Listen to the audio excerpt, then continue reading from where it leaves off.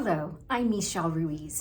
I want to share with you an announcement that was made recently by the federal government. And that announcement is the following.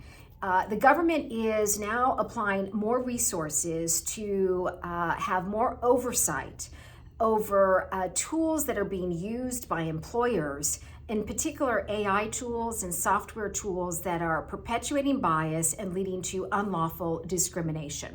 So this is in response to generative AI tools such as Chat GPT, also AI tools that are being used in functions for hiring, credit decisions, housing decisions, and other type of decisions that impact the public.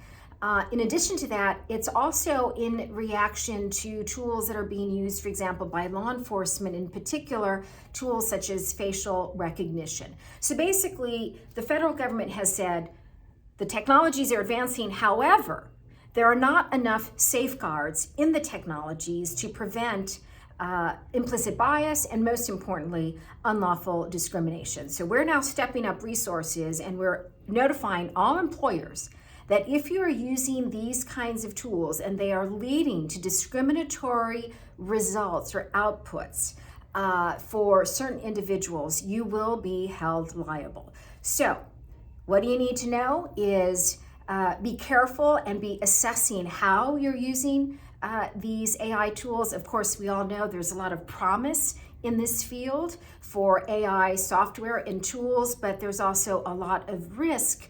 And the reason for that is because most of them scrape the internet and use that as a basis to create their, their outputs. And especially, for example, like generative AI and Chat GPT. The problem is, out in the internet world, there are groups of people whose voices aren't adequately represented or wrongly represented, or a lot of disproportionately negative information about certain groups are flooding or flooded the internet, and there's not a balanced view. So consequently, if these tools are using information out that's in the internet, there are a lot of gaps that unfortunately lead to what the government would consider discriminatory outputs. So as an employer, as a leader, important for you to know to really assess how you're using these tools and expect, because the experts are saying it, that there's going to be a lot more oversight,